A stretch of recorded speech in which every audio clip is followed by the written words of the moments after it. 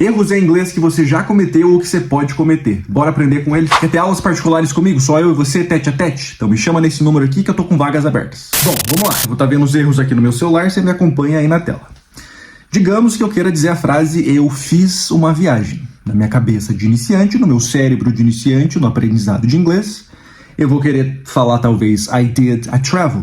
Tá errado falar assim? Tá, bastante. Tá bem errado. Ou talvez eu queira falar I took a travel. Aqui já tá um pouquinho melhor, mas continua errada. Eu fiz uma viagem, ficaria I went on a trip. I went on a trip. Tenta aí.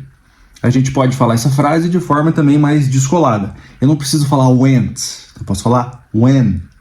Eu posso juntar when com on. Então fica went on. I went on a trip. I went on a trip. Você precisa falar assim? Não é regra. Só que é mais fácil falar I went on a trip do que I went on a trip. Ok? Mas fica a teu critério. Então eu fiz uma viagem, fica I went on a trip. Vamos lá, próximo. Esse aqui é clássico, a maioria já sabe, mas é sempre bom lembrar porque ainda tem intermediário cometendo esse erro. Se eu quiser falar minha idade em inglês, eu tenho, não vai ser I have, right? No inglês a gente não tem a nossa idade, nós estamos nossa idade. Então daqui a pouco eu estarei outra idade, se eu não morrer antes, né? Então a gente usa o I am se eu for falar a minha idade, não é I have, please. Então eu tenho 25 anos, fica I am 25 years old. Eu tenho duas coisas também para acrescentar aqui. Eu preciso falar 25? Não. Eu posso deixar o T ali do 20 mudo. Não é regra, você não precisa falar assim, você pode falar 20 se você gosta. Só que é mais fácil falar 20, pelo menos na minha opinião. Ok? Outra coisa, toda vez que eu falar a minha idade eu preciso falar 20 years old? Não. É igual no português, ao pé da letra essa frase fica eu tenho 25 anos de idade. Quando que a gente fala assim? Raramente, certo? A gente fala eu tenho 25, eu tenho 28, eu tenho 30. A gente acaba a frase no número. Então eu posso fazer o mesmo no inglês. I am 25, ponto. I am 26, ponto. Vamos lá, próximo. Aqui é facinho de se enganar, tá? Digamos que eu queira falar eu uso óculos. Na minha cabeça de iniciante eu vou achar que seria I use glasses. E pior que parece que tá certo, mas tá errado. O use, ele até existe no inglês, só que eu uso o verbo use para me referir a objetos que eu não vou usar no meu corpo. Então, por exemplo, digamos que eu queira falar que eu vou usar a caneta, eu vou usar o celular, eu vou usar o computador. Nessas frases, de fato, eu usaria o verbo use. O wear, eu uso no sentido de vestimenta, seja de roupa ou seja de acessórios. Então, eu uso óculos, I wear glasses, eu estou usando um relógio. I'm wearing a watch, eu estou com uma pulseira, eu estou usando uma pulseira. I'm wearing a bracelet, eu acho que é assim que fala, bracelet, para pulseira. Então essa que é a diferença, use é para objetos que eu não uso no corpo e wear é para vestimenta, para acessórios que eu uso no meu corpo. Vamos lá, próximo. Digamos que eu queira dizer eu estou fazendo um curso de inglês. Eu posso achar que seria I am doing an English course ou I am making an English course. Esse making até que está correto, mas tem uma diferença aí brutal. Eu falar I am doing an English course ou qualquer outro curso, está errado. Eu não vou usar o do para dizer que eu estou fazendo um curso. Está totalmente incorreto. Agora, se eu usar o making, não está sempre incorreto. Se eu falar I am making an English course, eu estou dizendo que eu estou criando, eu estou fazendo, eu mesmo. Estou criando um curso de inglês. Se é o que você quer falar, beleza, tá certo, não tem nada de errado. Só que eu creio que você não quer falar isso. Eu acredito que você queira dizer que você está participando de determinado curso, seja de inglês ou qualquer outro. Nesse caso, eu vou usar o verbo take. E aí tem duas formas. Eu posso falar literalmente também no gerúndio. I am taking an English course, que é literalmente a frase ali em português. Eu estou fazendo um curso de inglês, eu estou participando de um curso de inglês. Ou eu posso falar I take English classes, que seria eu faço aulas de inglês. Alright? Então, qualquer curso que você queira falar que você está participando e fazendo, você usa o take ou taking. Se você estiver criando um curso, aí você usa o verbo make, que é literalmente fazer, literalmente criar. O do você jamais vai usar nesse tipo de frase. Digamos, aqui é um pouquinho mais intermediário, tá? Digamos que eu queira dizer eu cometi um erro. Talvez, provavelmente eu vou achar que essa frase ficaria I did a mistake. Tá errado. Tu vai usar aquele outro fazer que é o make. E como a frase é passada, fica made. I made a mistake. A gente também pode conectar o made com a, então fica made.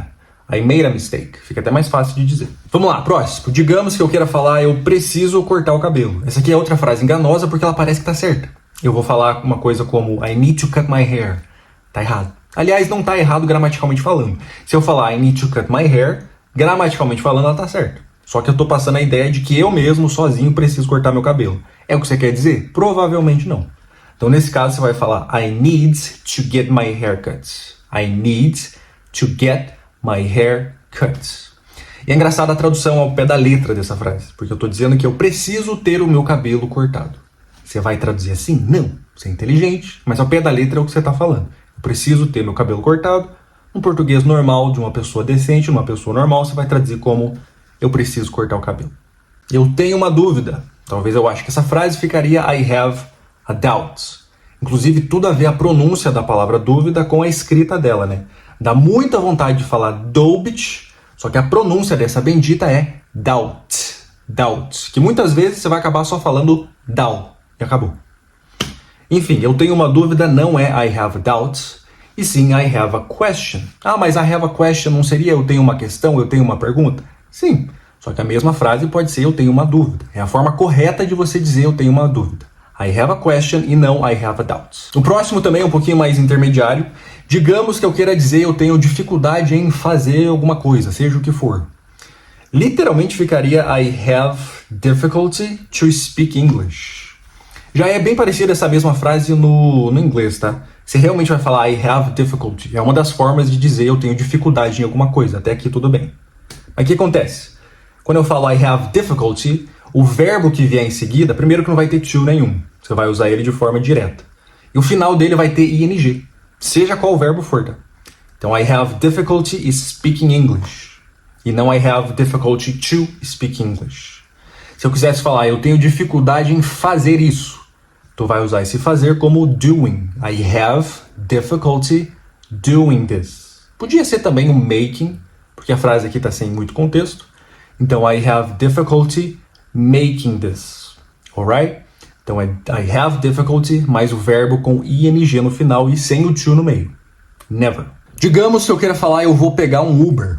Se eu disser I will catch an Uber, eu vou estar dizendo que eu vou literalmente pegar um Uber. Eu acho que ninguém quer falar essa frase, né? Tá esquisito.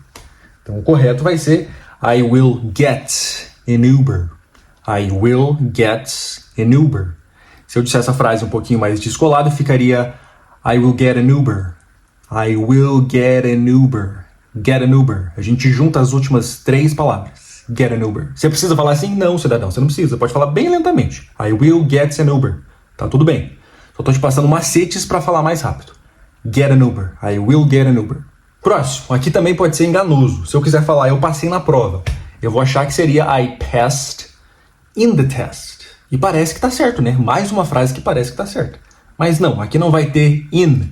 Tu vai falar I passed the test. I passed the test. Inclusive, se eu falar essa frase um pouquinho minimamente rápida, eu não preciso falar I passed. Não dá tempo de enfatizar esse passado do pass. Então você fala pass mesmo. I passed the test. I passed the test. Sou até mais natural do que falar I passed the test. Porque essa pausa aqui é meio esquisita. Aqui é bem iniciante, tá? Digamos que eu queira falar eu fiquei muito feliz. Ou eu fiquei muito triste. Eu fiquei whatever. Esse fiquei na minha cabeça de iniciante vai traduzir literalmente, que é o stay. No passado seria stayed, right? Só que o stay é pra falar que eu fiquei literalmente. Eu fiquei fisicamente. Em algum lugar, seja onde for. Acabou aí. Se eu estiver falando sobre emoções, eu fiquei triste, eu fiquei feliz, eu fiquei depressivo, whatever, uma das opções é usar o verbo to be no passado, que é I was. Então eu fiquei muito feliz, o correto seria I was very happy.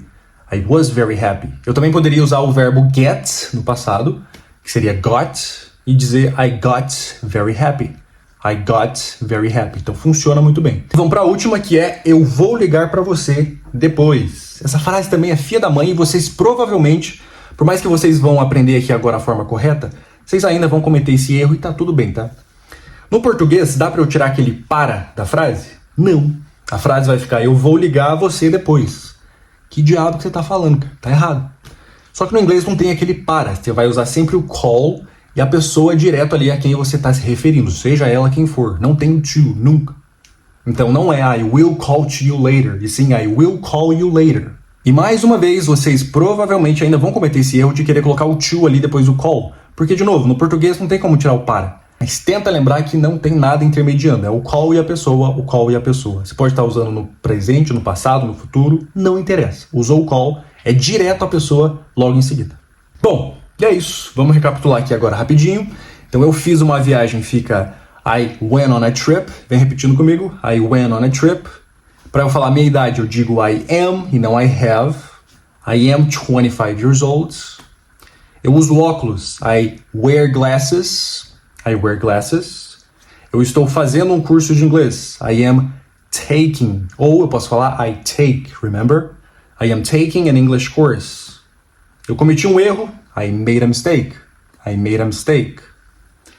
Eu preciso cortar o cabelo. I need to get my hair cut. I need to get my hair cut.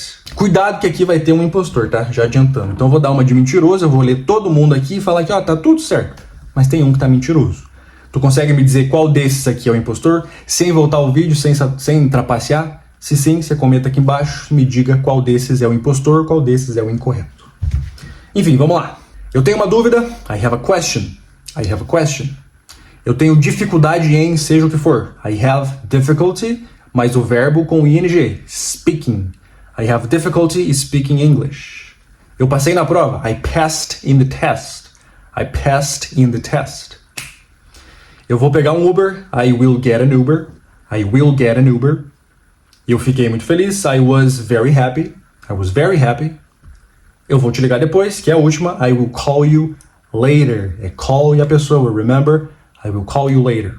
E aí, qual dessas aqui é a mentirosa, qual dessas aqui é a incorreta? Sem voltar o vídeo, hein, ô trapaceiro. Analisa aqui e me diga, por favor. Okay guys, that's a wrap. Again, if you want to learn English with me, you can contact me right here on this number. Let's finally make your English happen.